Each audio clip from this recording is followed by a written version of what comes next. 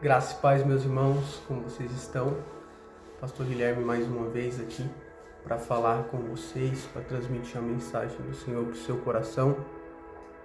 Nós estamos caminhando aí para a quarta ministração dessa série Mudanças. E nessa quarta ministração o tema é Ressignificando a Jornada, né? Você que tem acompanhado aí, dado também seu feedback pra gente, a gente fica muito feliz de receber os seus comentários, tá bom? A gente fica muito feliz, algumas pessoas estão nos procurando aí no particular, pessoalmente, falando, pastor, continua, nós estamos sendo abençoados por essa mensagem, por essa palavra. Isso motiva o nosso coração, nos aponta que estamos na direção certa. Nosso intuito aqui é levar a palavra de Deus, é pregar a verdade do Evangelho, trazer para o seu coração as verdades de Cristo, que você seja instruído pelo Senhor, você seja direcionado pelo Senhor. O tema de hoje é Ressignificando a Jornada. Nós estamos aí pautados nessa série no livro de Números, capítulo 9, versículo 15 ao 23, aonde a história começa a nos narrar sobre a peregrinação do povo de Israel no deserto, né? Nós já fomos abençoados aqui entendendo sobre a importância da mudança, como receber a mudança, como abraçar a mudança, como se organizar, como limpar a casa, como tirar os obstáculos, como se livrar do fardo pesado. Hoje nós vamos falar sobre, de fato, essa mudança, sobre o caminho dessa mudança. O povo de Israel passou 40 anos ali no deserto.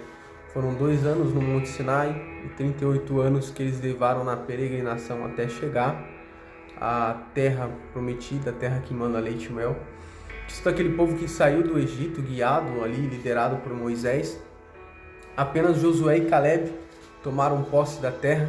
E isso lá no livro de 1 Coríntios, Paulo vai nos ensinar e nos explicar um pouco o porquê que tudo isso aconteceu, tudo que aconteceu com o povo de Deus, né? Porque apenas Josué e Caleb entraram na terra, até Moisés ficou de fora. Isso se dá por inúmeras murmurações que o povo teve ali na terra do deserto, as imoralidades, a idolatria, tudo isso fez com que o povo não entrasse na terra. Bem, quando nós falamos dessa promessa do Senhor, de ir até uma terra que manda leite e mel, a gente precisa voltar no princípio de tudo. O porquê que o Senhor libertou o povo de Israel que estava cativo no Egito? Qual foi a desculpa, entre aspas, de que o Senhor usou a vida lá de Moisés para falar com o faraó? Qual foi essa palavra? O intuito era: liberta o meu povo para que eles possam ir e me adorar. A promessa de libertação, o agir de Deus, as mãos fortes do Senhor agindo em favor do povo de Israel para os libertar, para os tirar da garra de Faraó, era com o intuito de que o povo viesse o adorar, para que o povo viesse ter um encontro com Ele, um encontro com Deus, liderado por Moisés. O Senhor estava convidando o povo a ter um encontro com Ele, a conhecer o seu Deus. 400 anos ali de exílio, 400 anos acorrentados, 400 anos que passaram ali na terra do Egito. O que o povo entendia sobre Deus, as coisas que o povo já tinha ouvido falar de Deus, foram apenas por histórias contadas pelos seus antepassados, mas não tiveram experiências de fato. Então a fé que aquele povo carregava era uma fé do ouvir, era uma fé de ter escutado falar, uma fé de lembranças, memórias que os seus antepassados tiveram, histórias que eles contaram, mas não era de fato uma fé em que eles viram, pautados em acontecimentos que aconteceram com eles, coisas que eles passaram. E eu já quero abrir um parênteses aqui para te dizer: o deserto é o lugar em que o Senhor te leva para você ter experiências com Ele.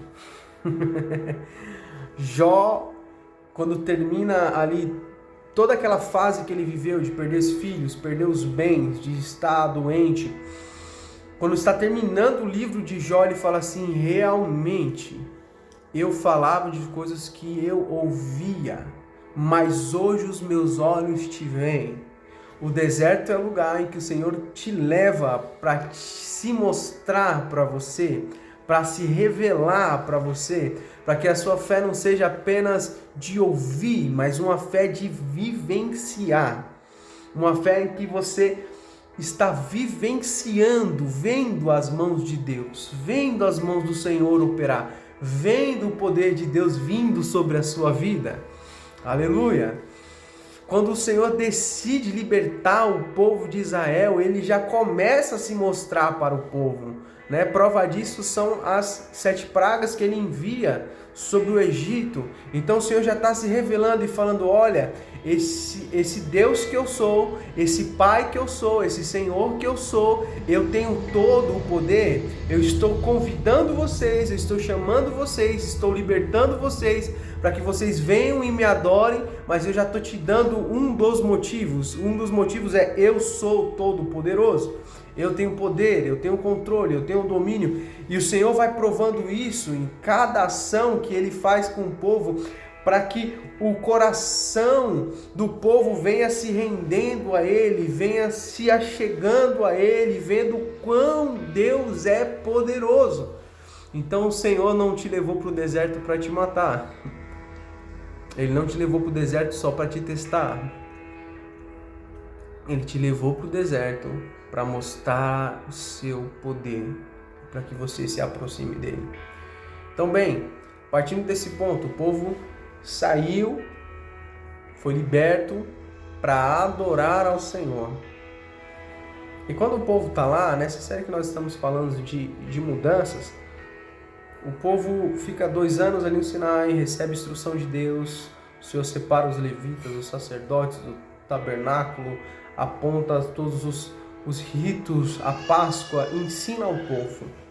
Depois de ensinar o povo, é como se o Senhor falasse assim: olha, eu ensinei vocês, eu batizei vocês em águas na travessia do mar, eu instruí vocês, agora é hora de caminhar e vocês têm um destino. O Senhor está te preparando porque você tem um destino. O Senhor te arrancou das garras do pecado, das garras das mentiras, da garra de Satanás, do mundo de ilusão, do mundo de mentira. Ele te batizou em águas profundas, o Senhor rasgou o mar no meio e fez com que você passasse e te batizou nessa passagem pelo mar. O Senhor te deixou um período no monte. O Monte Sinai representa o lugar de encontro com Deus. Então o Senhor teve um encontro com você e te instruiu. O Senhor teve um encontro com você e te ensinou. E agora Ele te chama para essa caminhada, para essa peregrinação no deserto, para te mostrar o poder dEle, para te instruir ainda mais, para te lapidar ainda mais. E tudo isso por quê? Porque você tem um destino. A terra que você estava não era sua e a terra que você está passando também não é sua. Você tem um destino. Será que você pode anotar isso? Escrever isso? Eu tenho um destino. A sua vida não é uma obra do acaso. A sua vida não é ao léu. Você não está andando em círculos. Embora o povo de Israel tenha andado um período em círculos, e eu já expliquei o porquê, por conta dos inúmeros pecados deles, Deus tinha uma rota reta, certa, para que o povo fosse em direção ao seu destino. E mesmo que o povo toda hora estava errando, falhando, pecando, transgredindo, a rota sempre era recalculada e o destino sempre foi um único destino. A terra que mana leite e mel. Há um propósito para a sua vida, há um propósito para a sua caminhada, há um destino, há um destino. Você não está caminhando por caminhar, você não está vivendo por viver. A sua vida não é trabalhar e pagar a conta. A sua vida não é só isso. Você tem um destino. Você não pertence a essa terra. Pastor, eu ouvi isso quando eu estava no mundo. Realmente você não pertencia àquela terra. Você não pertencia àquela vida de bebedice, de droga, de prostituição, de adultério, não. Aquela terra não era sua. Mas essa terra que você está passando, o deserto, também não é sua terra. Você também é peregrino nela. Onde é a sua terra? A terra que emana leite e mel. A Jerusalém. A terra que manda leite e mel. Tudo isso é uma ilustração. Aconteceu de fato, mas tudo isso é uma ilustração para que nos dias atuais a gente viesse entender por intermédio da pregação dessa palavra que nós temos um destino. E qual é o nosso destino, pastor? A Jerusalém celestial. É o céu. O céu é o nosso destino. O céu é a nossa morada. O céu é a nossa origem e o nosso destino. Pegou aí? Nós viemos de lá e vamos voltar para lá. A nossa terra, que há em nós, a nossa matéria, que é terra, ela fica na terra. E quem nós somos de fato, a nossa consciência, a nossa alma, o nosso espírito, que veio de Deus, quando o Senhor soprou do seu espírito sobre Adão, ele formou da terra, do barro, mas ele soprou o seu espírito sobre Adão. Então, tem a humanidade, mas há também o espiritual. E você é um ser espiritual, tendo uma experiência carnal. Você não é carnal, tendo experiência espiritual. Então, você glorifica a Deus quando nas suas experiências carnais você louva o nome dele. É por isso que Paulo diz, se comamos ou se bebamos, que seja para a glória de Deus. Então, a nossa trajetória não é sobre espiritualizar tudo, mas é em glorificar a Deus naquilo que é ordinário. No trabalhar, no acordar, no aprender, no ir, no vir, no comer, no vestir, no andar, no testemunhar, no brincar, no se relacionar, no jogar, sabe? Nas coisas terrenas você glorifica a Deus. Você não precisa espiritualizar tudo para glorificar o Senhor. Você glorifica o Senhor na sua vida ordinária. Porque você é um ser espiritual tendo a experiência carnal. Ou seja, o céu é a sua origem e é o seu destino. O nosso destino é o céu. Nós somos peregrinos aqui na terra. É por isso que quando as coisas terrenas fazem muito sentido para você, quando as coisas terrenas te aguçam muito a vontade, muito o desejo, quando você almeja muito as coisas da terra, liga um sinal de alerta aí na sua cabeça, porque você não é da terra. Então o que você mais tem que almejar não são as coisas terrenas.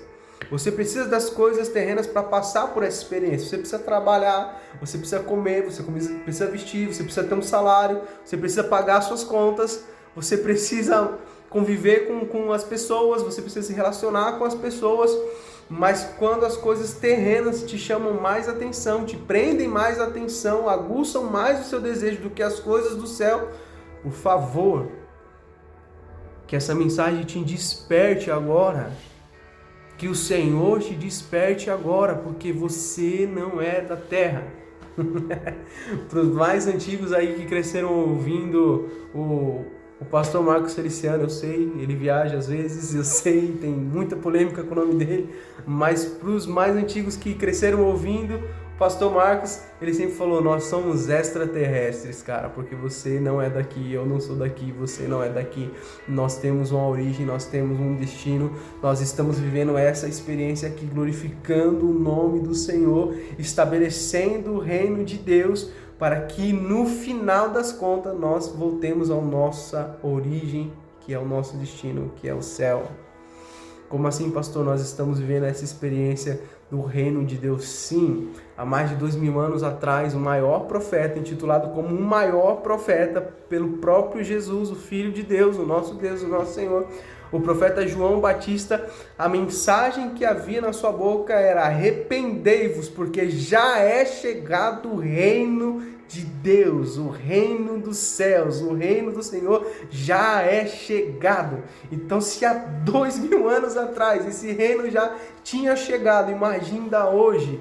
O que o Senhor espera é que o seu reino já estivesse instalado, porque quando o reino do Senhor, quando o reino dos céus for uma realidade aqui na terra, então o nosso rei virá para ser coroado. Aleluias! Não há reino sem rei e não há rei sem reino.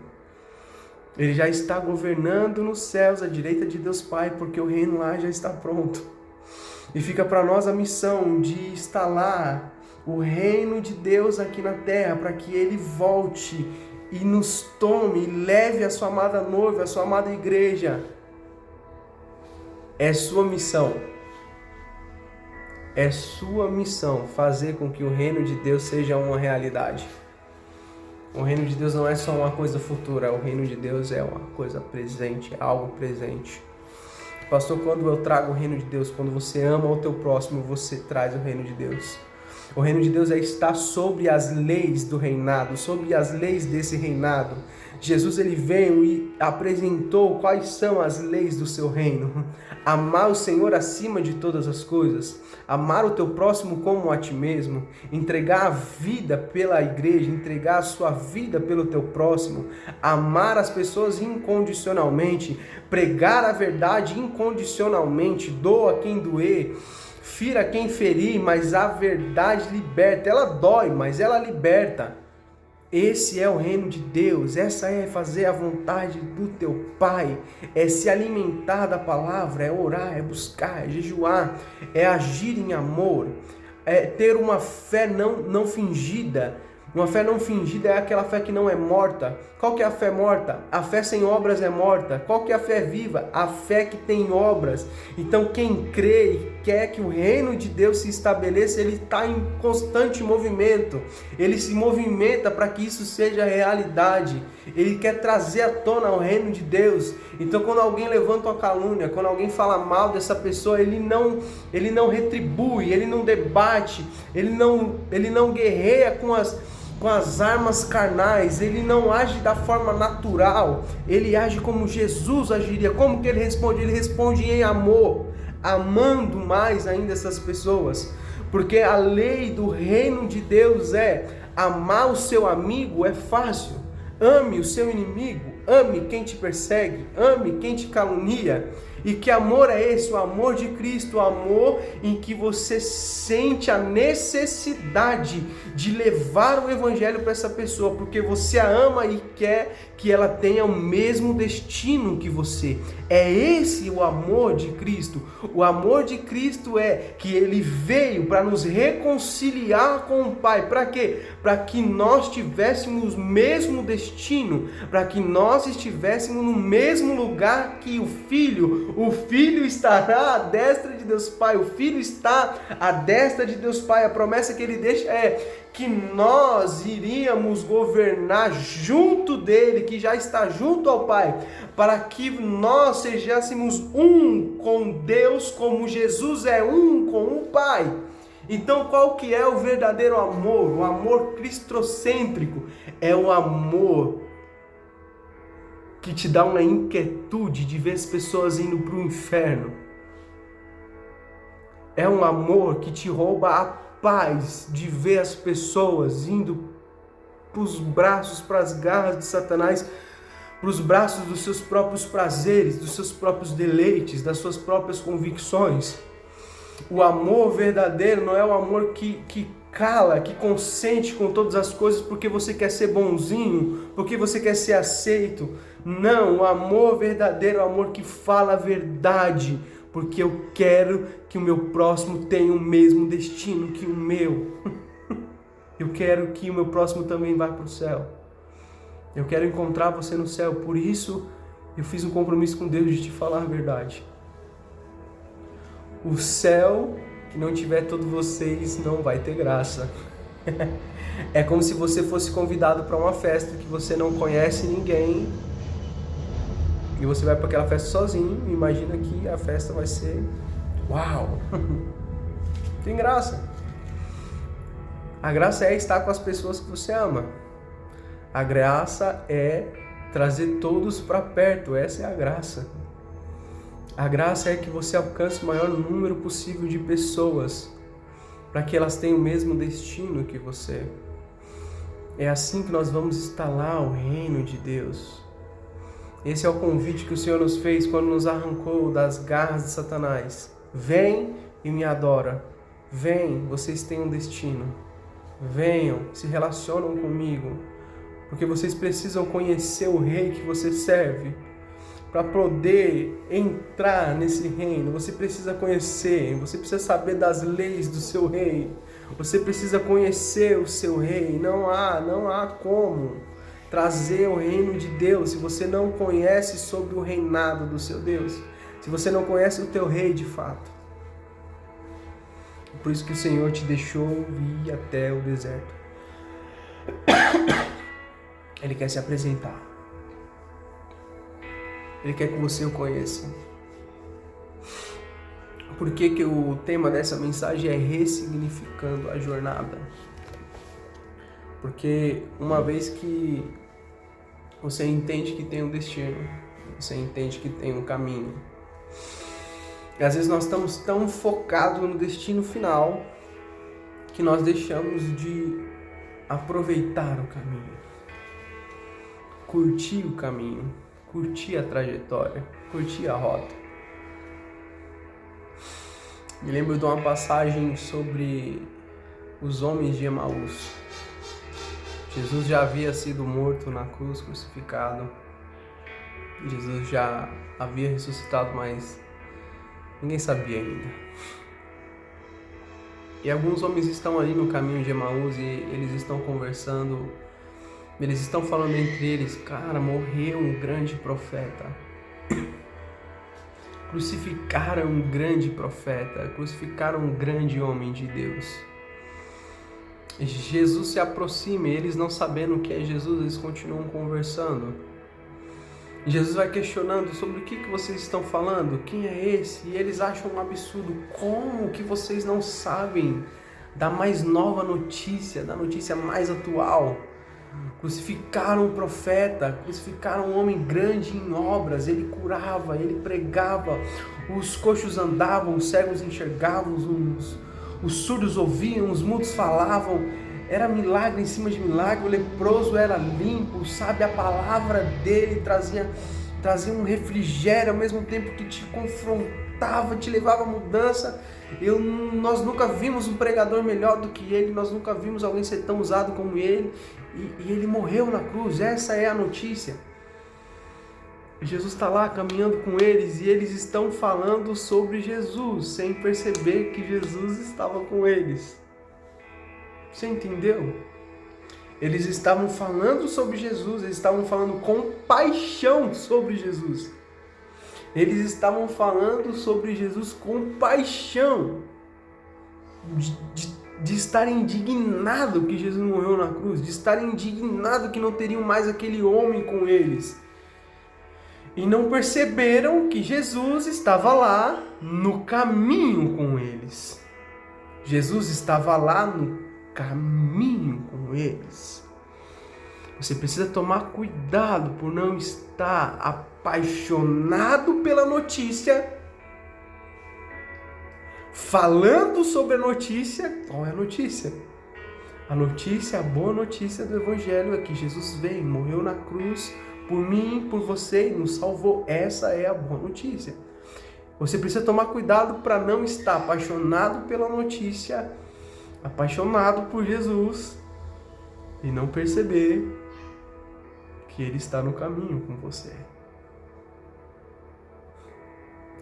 Você pode estar pregando, você pode estar louvando, você pode estar servindo um ministério, você pode estar servindo a um propósito e não perceber que Jesus está do seu lado no caminho.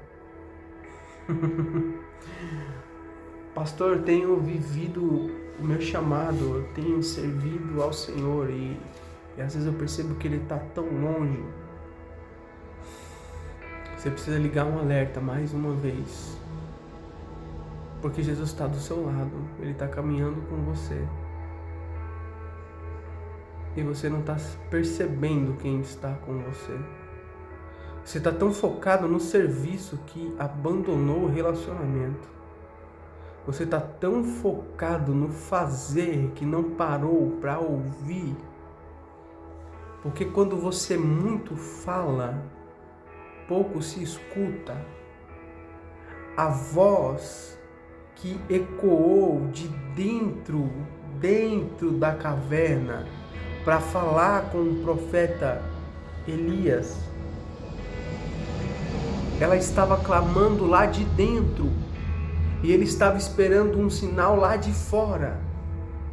Ou seja, os sons externos, os acontecimentos externos estavam roubando a voz que ecoava de dentro.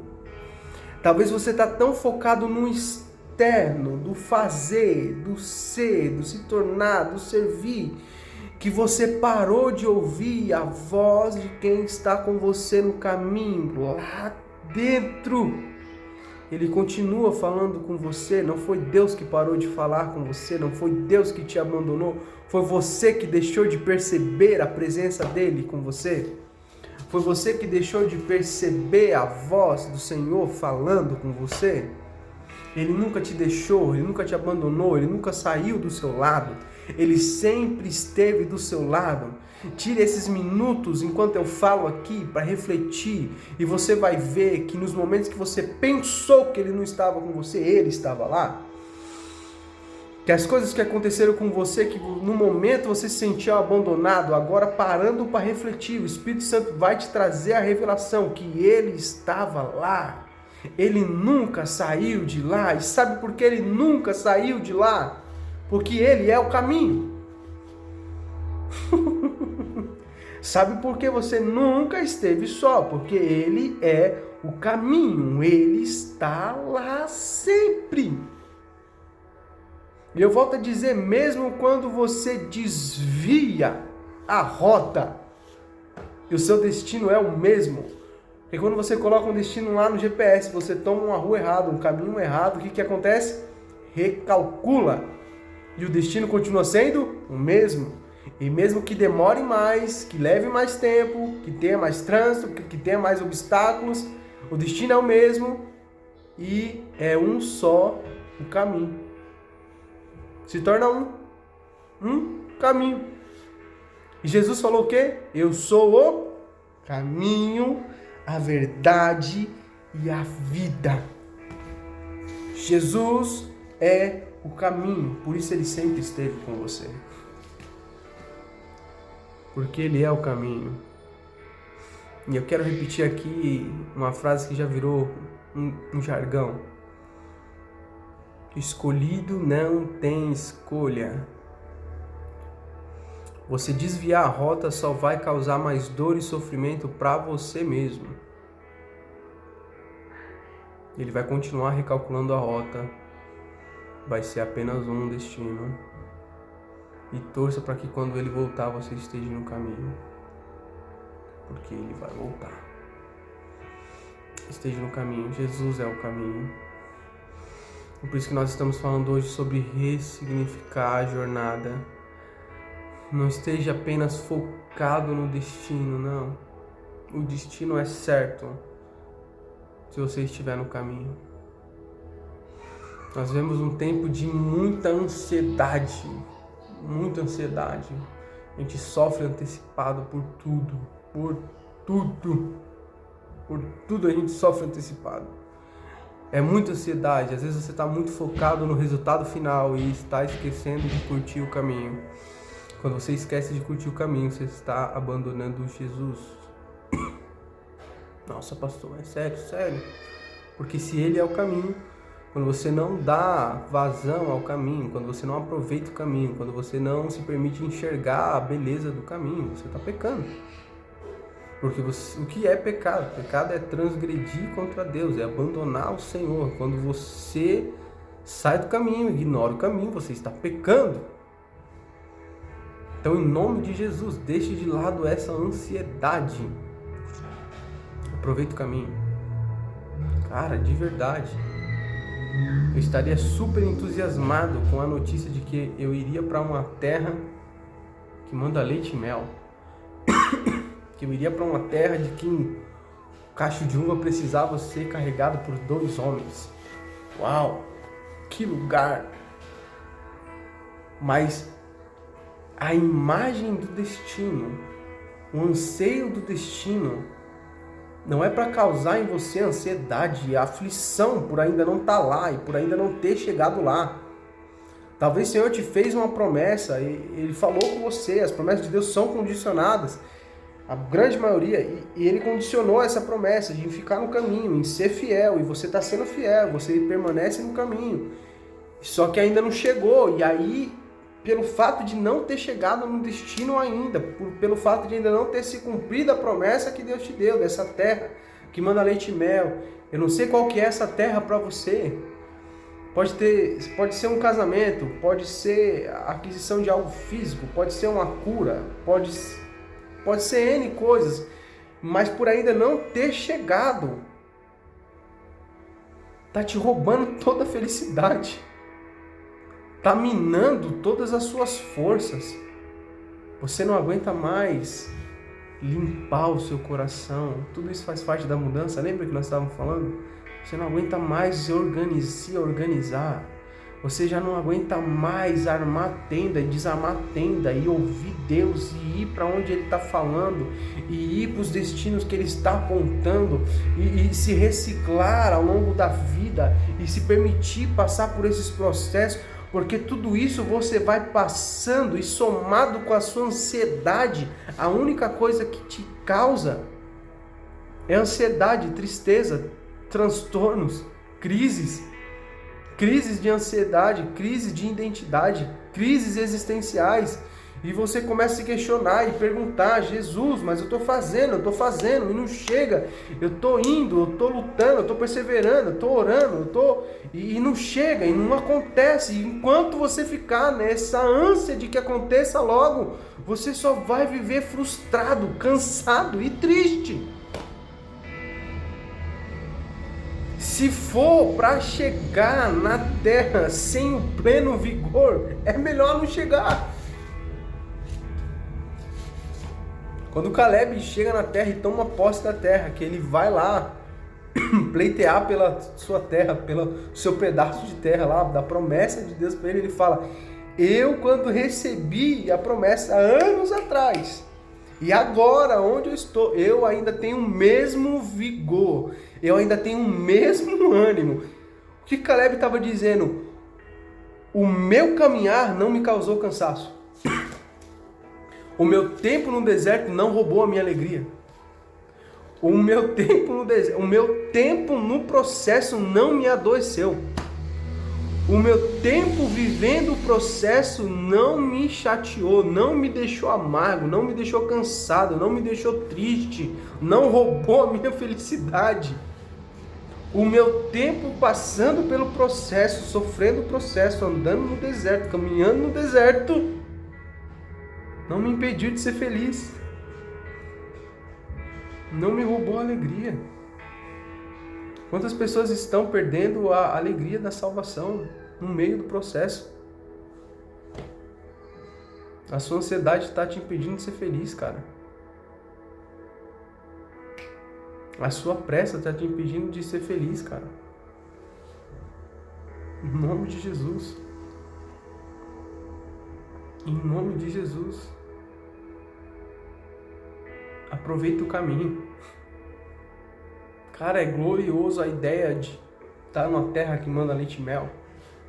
É glorioso a ideia de estar nesse lugar, de viver essa promessa que Deus te fez. Mas é igualmente glorioso o caminho que você está percorrendo. É igualmente poderoso o caminho que você está passando. O processo que você está vivendo. Cara, da mesma forma que é glorioso a terra que manda leite e mel, é glorioso você ver no processo a ausência de água e água brotando da rocha. É lindo ter a promessa de ir para um lugar que tem mananciais. É lindo. Mas é lindo também ver o sobrenatural de Deus, a água saindo da rocha. É lindo. É lindo ter o deslumbre da promessa e imaginar a terra que manda leite e mel. Uau! As delícias do Senhor estão preparadas para nós. Mas é igualmente lindo e poderoso comer do maná que vem do céu. Comer das cordonices que vem do céu. É ótima a ideia da promessa de que naquele lugar você vai ter conforto. Essa terra que é a sua promessa, que Deus falou, eu vou te dar descanso lá, eu vou te dar conforto, eu vou subjugar os seus inimigos, você vai dominar a terra, você vai se alimentar da terra, a terra vai ser o teu proveito, a terra vai prover para você. Tudo isso é maravilhoso, mas não deixa a vida roubar a beleza do caminho. Não deixa o processo te tornar alguém amargo, amargurado, entristecido, embrutecido. Abrace a provisão do processo da mesma maneira que você abraçaria o resultado final. Ressignificar a jornada é encontrar alegria no meio do processo. O Senhor está falando para você que você precisa encontrar alegria e deleite no meio do processo. Sabe? É acordar pela manhã, abrir a tenda e falar, hoje tem maná de novo. Hoje tem maná de novo. A Bíblia descreve que o maná tinha um gosto adocicado. Sabe? Não era um doce de fato, mas era um gosto adocicado. Eu amo doce, cara, mas comer doce todo dia não deve ser a melhor coisa do mundo. Mas é você acordar feliz e falar, cara, hoje é maná de novo. Glória a Deus por isso. Deus proveu maná de novo. Aleluia. Aleluia. É você falar e pensar, cara, eu queria dar um tigum nos manancial que Deus me prometeu. Eu queria dar um mergulho lá. Mas o essencial é que eu tô com sede. Tem água da rocha. Eu queria já estar na terra que manda leite e mel, deitado na rede, desfrutando, comendo das uvas gigantes. Mas olha só, à noite, nesse frio que tem no deserto, porque de dia é muito quente, de noite é muito frio, mas nesse frio intenso, eu ergo os meus olhos e sobre a tenda da congregação há uma coluna de fogo me esquentando. Aleluia! No meio desse teu processo, Deus não te deixou só. Comece a olhar para o sobrenatural de Deus. Comece a enxergar o sobrenatural do Senhor sobre a sua vida. Há uma ação sobrenatural de Deus sobre a sua trajetória, sobre a rota que você está trilhando. Ressignificar a jornada é isso. É não focar só no destino, mas aproveitar o processo. Pastor, dá para aproveitar essa luta? Dá para você aproveitar a luta. Sério. Dá para aproveitar, pastor. Tá uma loucura aqui, cara. As coisas parecem que tá tudo fora do lugar. Sabe, eu tô como Ezequiel. O Senhor me levou a um vale de ossos secos e tá tudo fora do lugar. E tudo que eu vejo é morte, porque osso é morte. E tudo que eu tô vendo é morte. A visão não é legal, o lugar não é bacana, mas olha o lado bom. Quem te levou aí foi o Senhor, Ele te levou em espírito, mano. Você foi levado pelo Senhor, cara. Não foi qualquer um que te levou nesse vale, foi o Senhor. Então Ele tá com você. E glória a Deus, a mão de Deus foi quem te levou até o vale. A mão de Deus foi que te levou até o deserto. Aleluia por isso. Se os seus olhos vão bem, todo o seu corpo vai bem. Se os seus olhos vão mal, todo o seu corpo vai mal. A maneira que você enxerga o processo é a maneira que você vai reagir ao processo.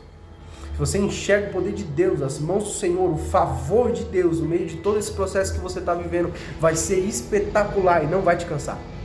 Agora, se você enxerga como um fardo, se você enxerga como algo cansativo, fadonho. Meu Deus, Deus está me castigando, o Senhor tem prazer em me castigar, vai ser horrível. Deixa eu te contar uma coisa. Seu Deus não é um pai mau que está procurando motivo para te castigar, tá bom? Seu Deus é um pai bom que está procurando motivos para te abençoar. Aleluia. Ele teria todos os motivos para te castigar. Ele tem todos os motivos para me castigar. Mas ele fica procurando ocasião para te abençoar. É como se um pai pegasse sabe, eu tenho 2 filhos. O Kalel e a Tayla. A Tayla tem 4 anos, o Kalel tem 1 aninho.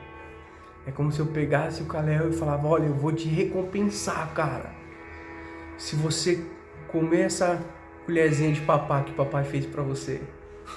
Quem trabalhou fui eu, quem foi comprar fui eu, quem preparou fui eu, quem colocou no prato foi eu, quem colocou na colher foi eu, quem tá levando até a boca dele sou eu. Mas se ele só comer, eu vou recompensar ele. Você precisa enxergar que é isso que Deus está fazendo com você. Ele está procurando ocasião para te abençoar. E às vezes tudo que Ele quer é, filho, abre a boca e come a comida que eu estou te dando.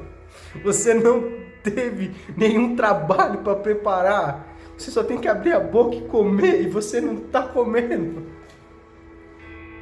Abre a boca e come, cara.